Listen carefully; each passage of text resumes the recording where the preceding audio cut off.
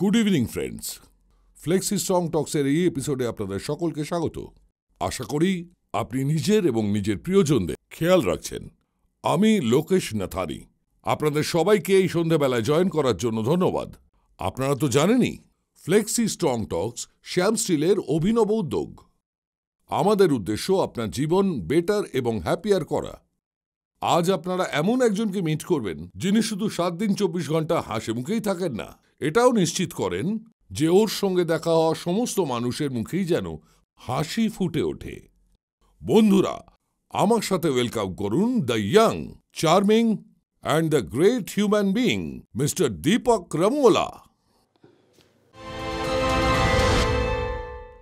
Hello everyone, আমার নাম দীপক রামোলা, আর আমার অর্গানাইজেশন প্রজেক্ট ফিউলের সাহায্যে বিগত 10-11 বছর ধরে আমি সারা পৃথিবীর বিভিন্ন মানুষের কাছ থেকে লাইফ লেসন্স ডকুমেন্ট করেছি।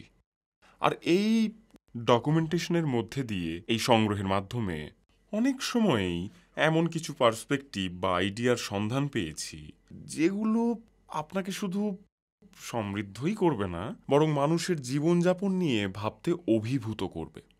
একটা প্রশ্ন, এবং এই মেজর প্রশ্নটা সারা পৃথিবী জুড়ে করা হয়, যেটা হলো হ্যাপিনেস নিয়ে। আমরা হ্যাপি হব কি করে, যদি হয়েও যায় সেটা থাকবে কি করে, এবং শুধু তাই নয়, আমরা কি করে এরকম একটা রুটিন তৈরি করে কাল্টিভেট করতে পারি যেখানে হ্যাপিনেস বাই ডিফল্ট আসবেই। সেরকমই কিছু লাইফ লেসন আজ আমি আপনাদের সাথে শেয়ার করব। কিন্তু শুরুতে আজ আমি একটা গল্প বলি।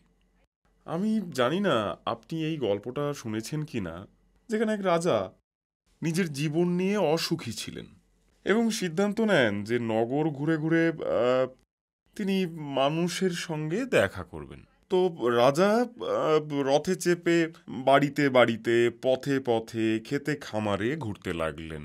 কিন্তু তিনি দেখলেন যে সবাই কিছু না কিছু নিয়ে অভিযোগ করেই যাচ্ছে, সবাই কেমন যেন অসুখী। হঠাৎ রাজা এক কৃষকের দেখা পেলেন। কৃষক কাজ করছে প্রচণ্ড রোদ্দুরে, মারাত্মক গরমে, সূর্যের চরম তেজে, আর সে একটা গান গাইছে।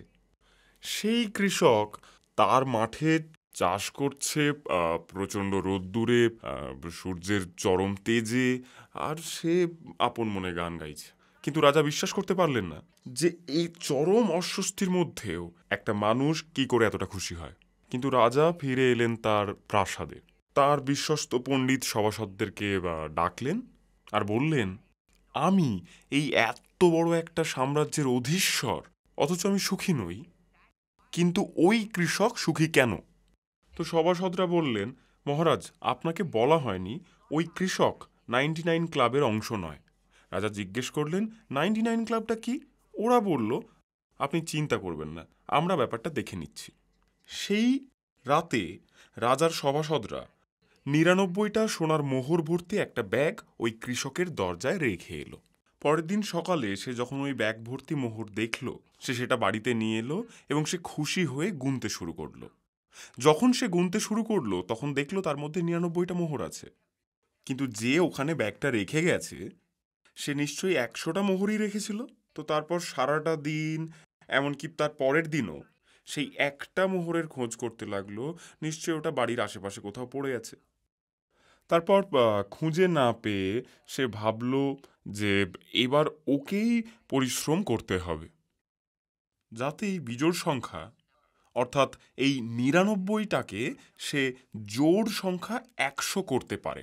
তো তারপর তৃতীয় দিন থেকে সেই কৃষক সারা দিন ধরে দ্বিগুণ পরিমাণে পরিশ্রম করতে লাগলো, যাতে সে 100th গোল্ড কয়েনটা কিনতে পারে। 1 মাস পরে কৃষক বুঝলো যে কিছুতেই কিছু হচ্ছে না, তাই সে রাতেও কাজ শুরু করলো। সে তার স্ত্রী, মেয়ে এবং ছেলেকে, ধীরে ধীরে পুরো পরিবারকেই এই কাজে লাগিয়ে দিল।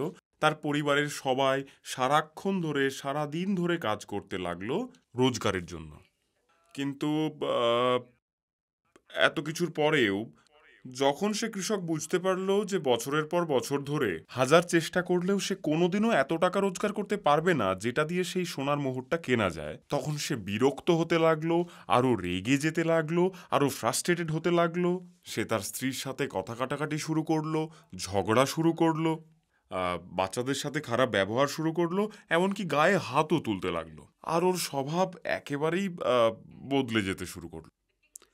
সেই রাজার সভাসদরা প্রাসাদে ফিরে এলো এবং রাজাকে জানালো যে রাজ্যে একমাত্র সুখী ব্যক্তিও এখন 99 ক্লাবের একটি অংশ।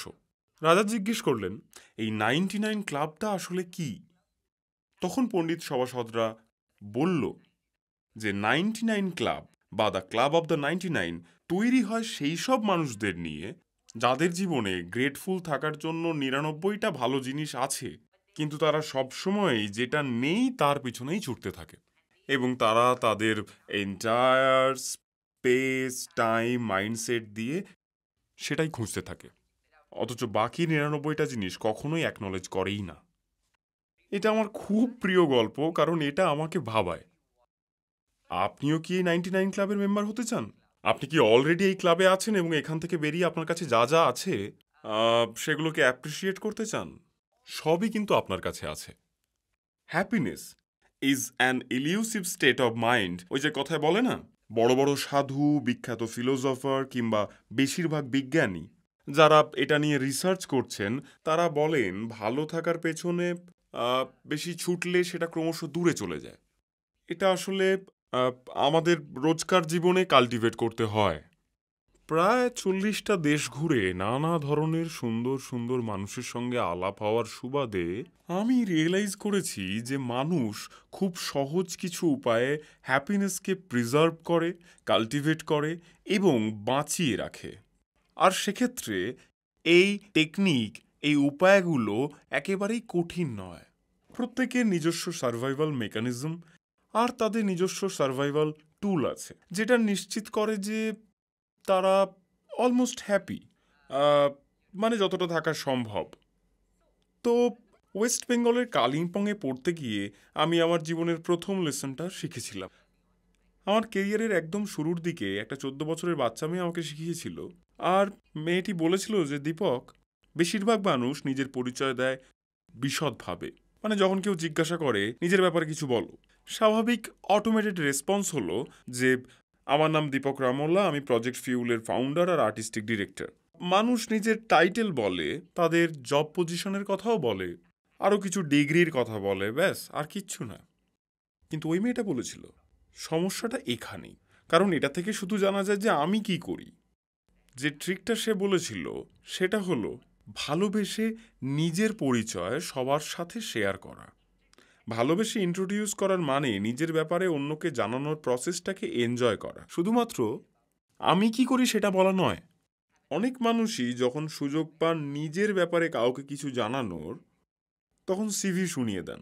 আসলে অন্যকে ইমপ্রেস করার চেষ্টা করি আমরা কি কি করেছি সেটা বলে, কিন্তু টাইটেল আর পজিশন যদি আপনার কাছ থেকে চলে যায় তাহলে আপনি কে?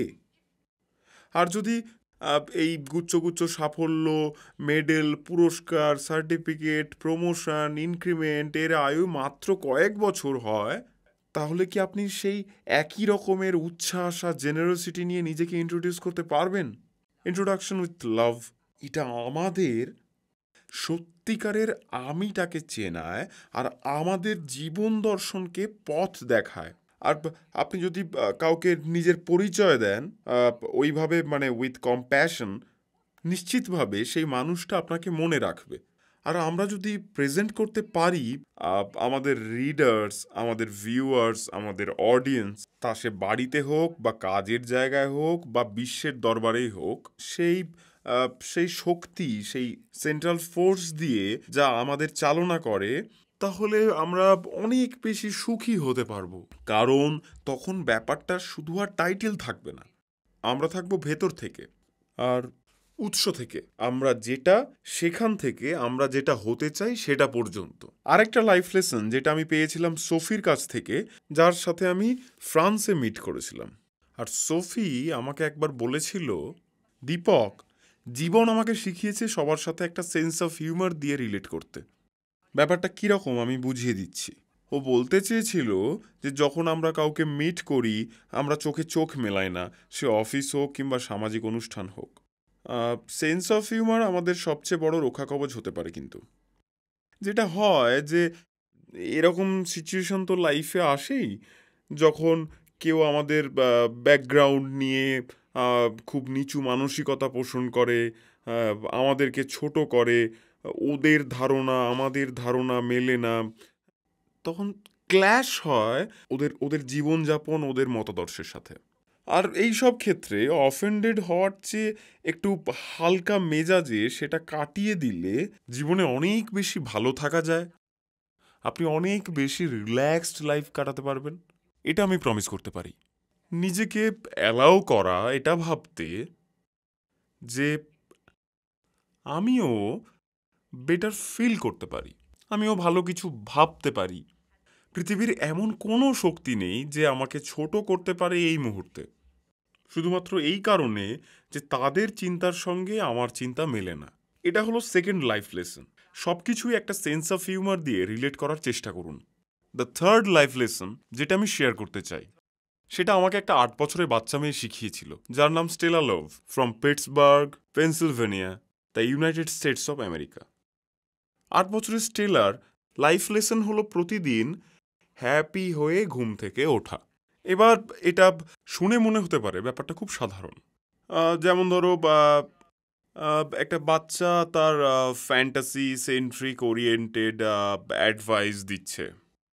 কিন্তু সত্যি বলতে এই শিক্ষাটা আমাকে বিশ্বাস করতে শিখিয়েছে যে আপনি যদি দিন শুরু করেন সিম্পলি নিজের ঠোঁট দুটো স্ট্রেচ করে 10 সেকেন্ডের জন্য হাসি দিয়ে, তাহলে আপনি খুব সচেতনভাবে একটা ইন্টেনশন সেট করছেন এবং খুশি থাকার, ভালো থাকার প্রসেসটা শুরু করছেন দিনের একেবারে শুরুতেই।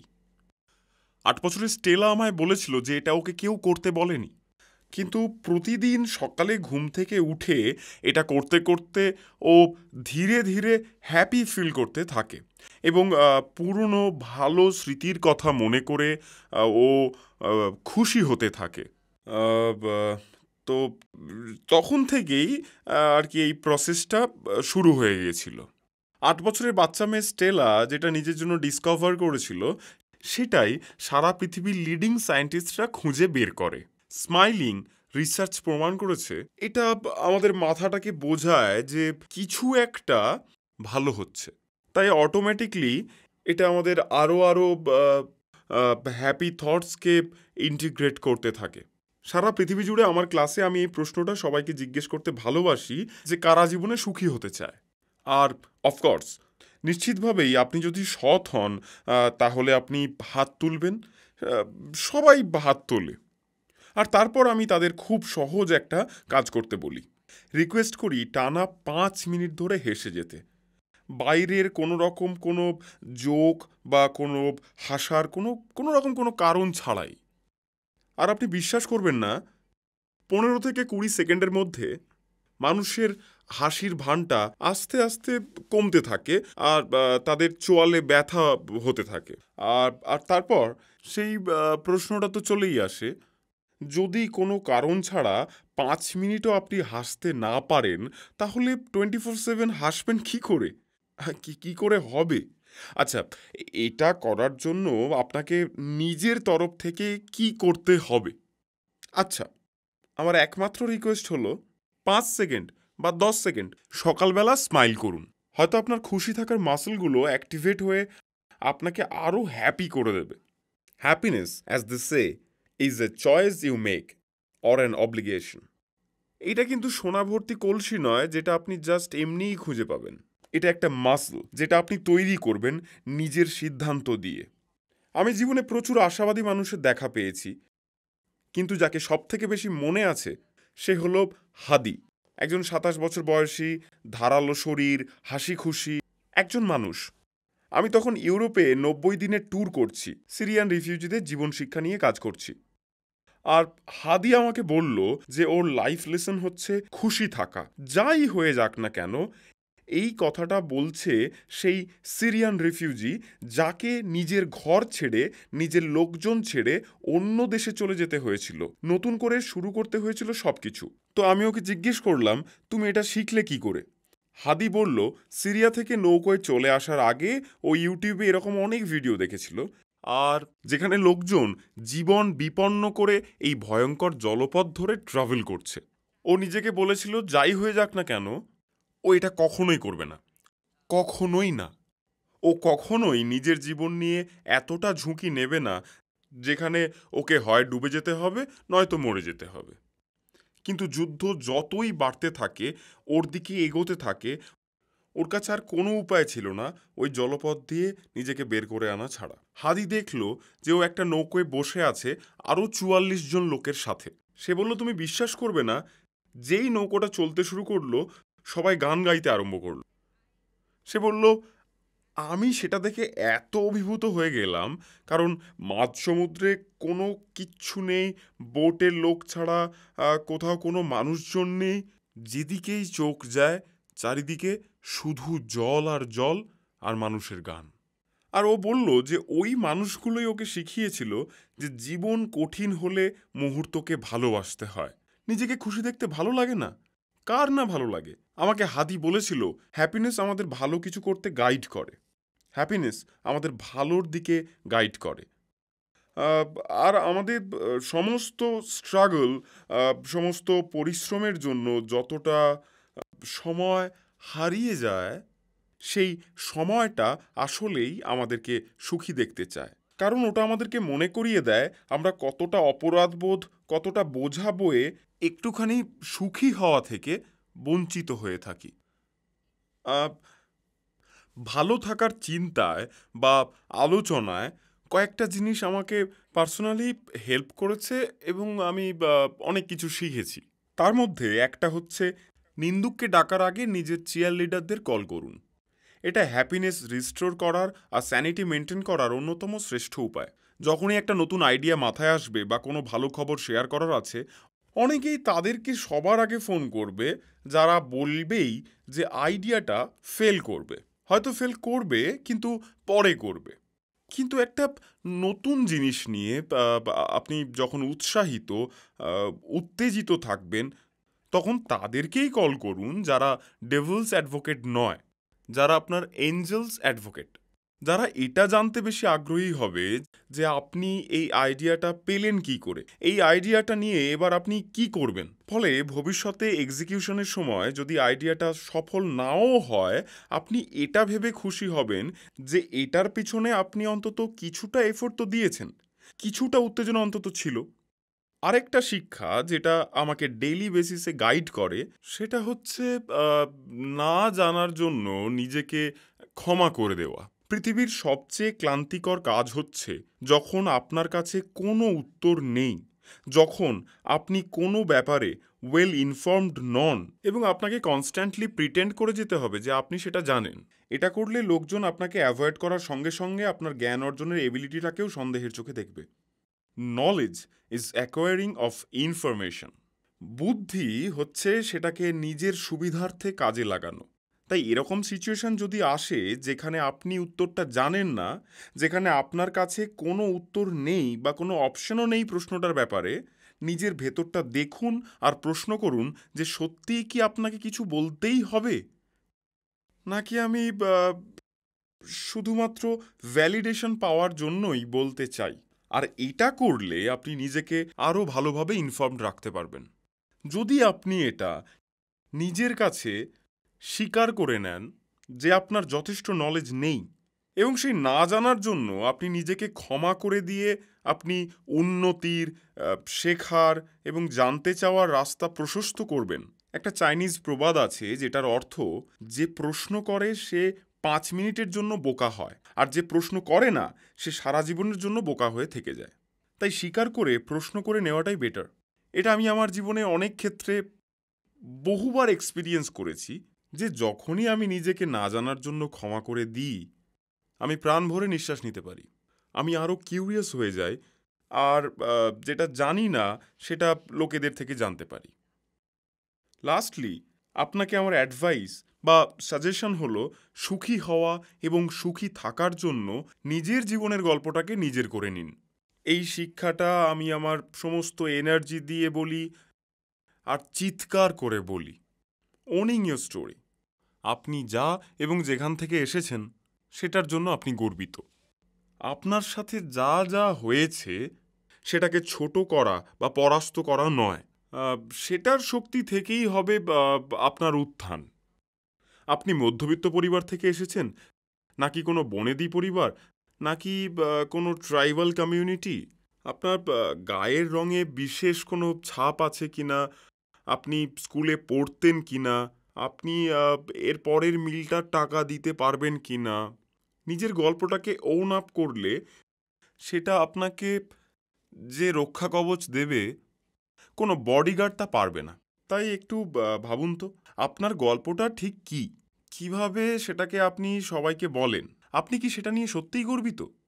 আর নেক্সট টাইম চেনা অচেনা মানুষদের মধ্যে আপনি যখন থাকবেন, be really proud of yourself.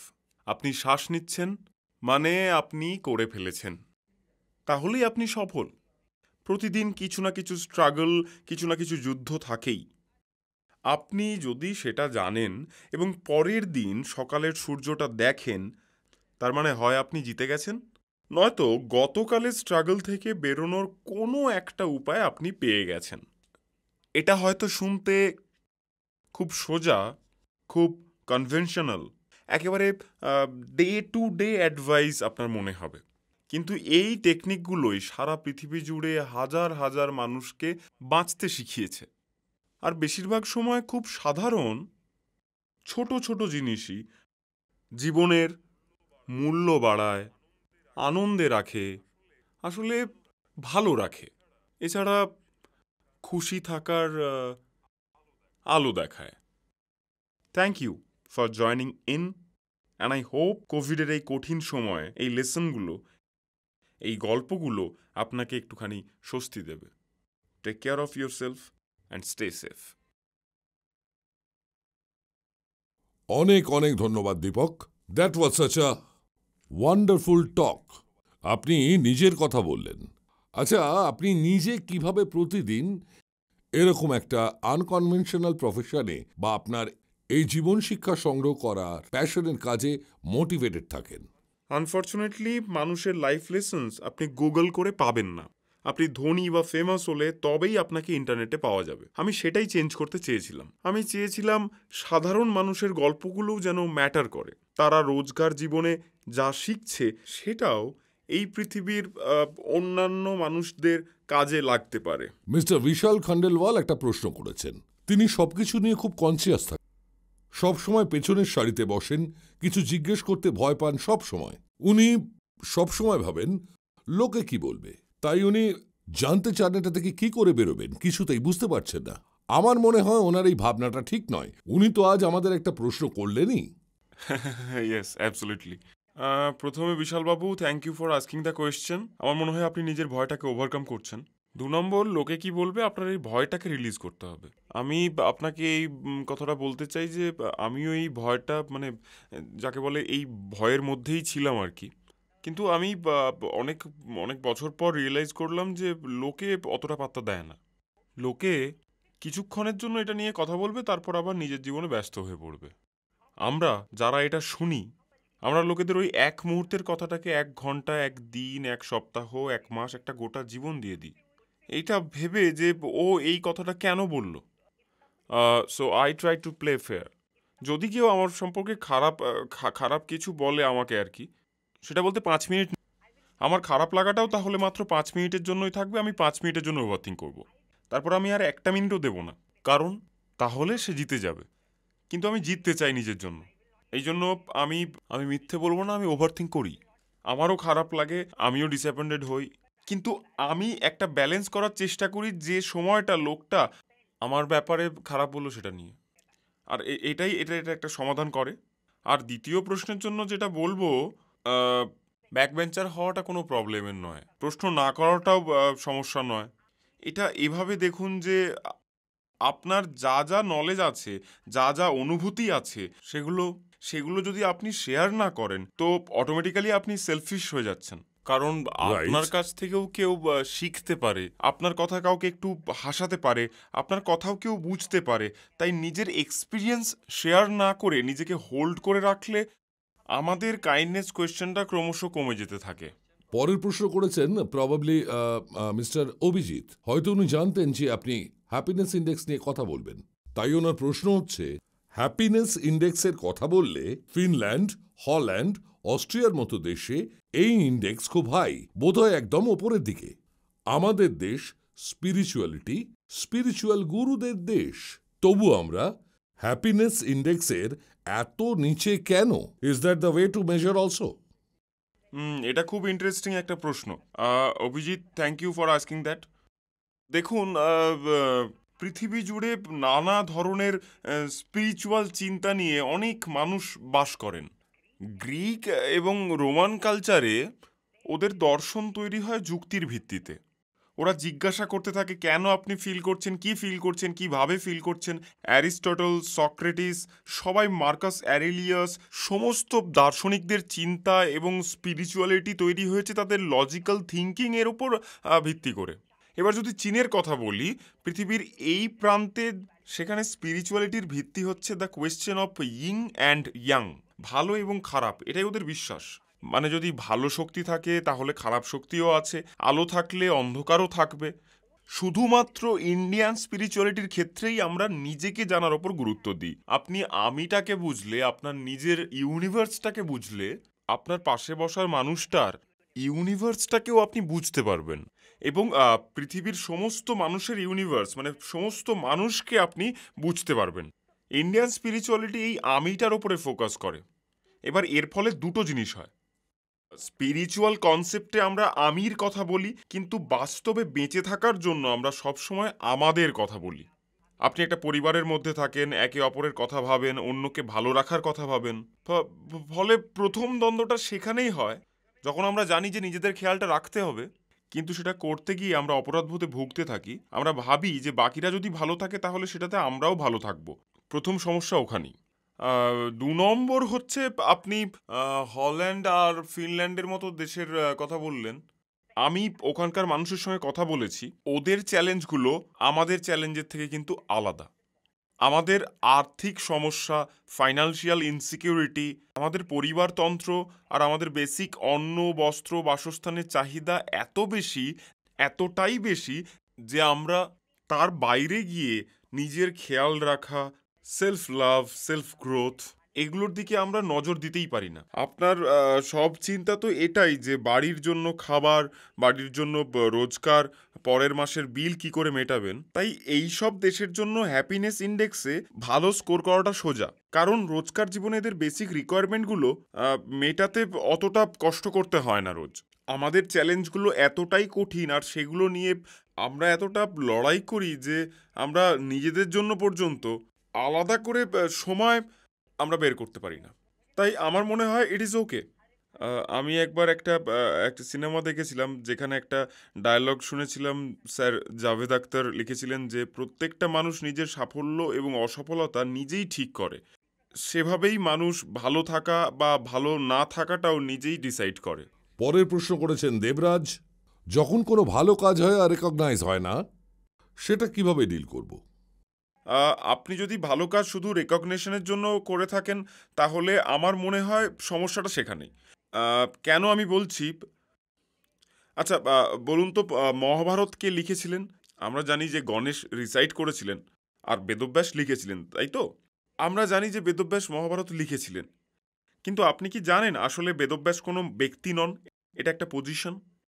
আর মহাভারত যিনি লিখেছিলেন তিনি হচ্ছেন দশম বেদব্যাস, আর তার নাম হলো কৃষ্ণ দ্বৈপায়ন, কিন্তু কেউ জানে না।